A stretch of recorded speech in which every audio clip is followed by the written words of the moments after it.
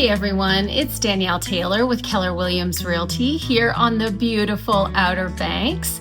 And today I kind of have a special treat for us. I have asked two of my trusted insurance providers and partners to give us some, pro tips and tricks that we can all use when we're thinking about insurance here on the Outer Banks.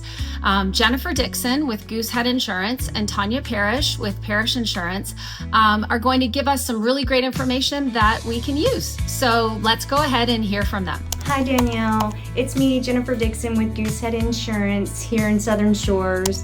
Good afternoon, this is Tanya Parrish with Parrish Insurance Services. So let me ask, what are your pro tips for buyers and homeowners when it comes to insurance? My top tip for buyers in regards to insurance for Outer Banks property would be to find a local agent. I find that very important to have a local agent that understands the area, that understands the risk, and that has options for you in whether you're purchasing a rental home, a primary home, or an investment property. The first tip I would say would be find a broker. I'm a broker. Hi. Brokers have more options for coverage. They're going to have more carriers, more products. Some captive agents will only be able to offer one product, and that might leave gaps in coverage for you guys. And we really don't like that gaps in coverage. It could leave you open to not having wind-driven rain coverage, not having any liability coverage, or having actual cash value on your contents, which could hurt you in a claim situation down the road. One or two things I would share with a prospective buyer for insurance in the Outer Banks would be that there are mitigation credits. So mitigation credits would be something that would reduce your overall premium, and it could be, for example, for a hip roof or for a fortified roof. So check in with your agent that is doing that quote for you to make sure that you are getting the mitigation credits that your property does qualify for. Another pro tip would be to just have a conversation with your broker. I try to make my conversations with my clients very quick and painless, but there are some things that we need to know in moving forward to get that quote for you. Because, for example, if you have a short-term rental or an LLC, they could close you off to some of our carriers, and they might not want to give you coverage. But if we have that information on the front end, it gives us a better bodysuit of armor to go in and fight our underwriting guidelines to find the right carrier for your clients. Another thing that we ask constantly in this field, especially if the home is built in the 80s, does your home have polybutylene plumbing? Polybutylene plumbing was very, very popular in the 80s, and it was popular because it was cheap.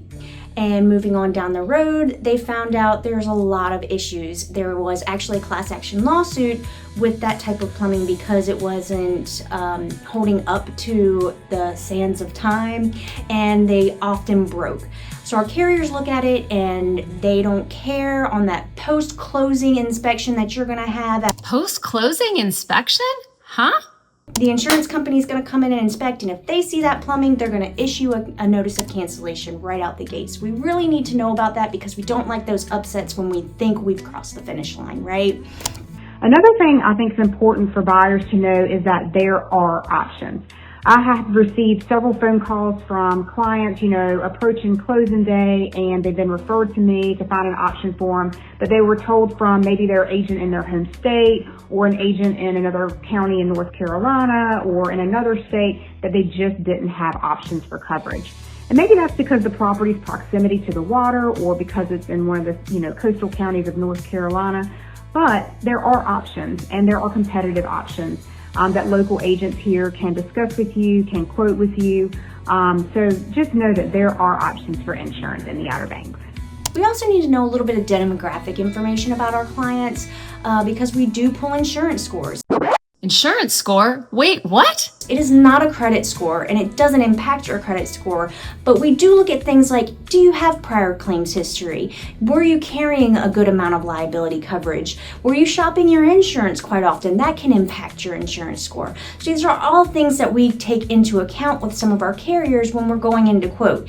It could be a great quote, and then you run the insurance score, and it quickly turns into a bad situation. So we need to know those things.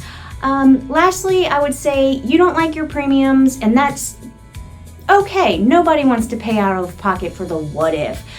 So we give clients tips to help mitigate the premiums. When you have a conversation with us and take that time, we can maybe find some places to trim the fat a little bit. That could be increasing a deductible, maybe lowering your contents coverage from 50% of the dwelling value to 40%. These can all impact your premium in a positive way.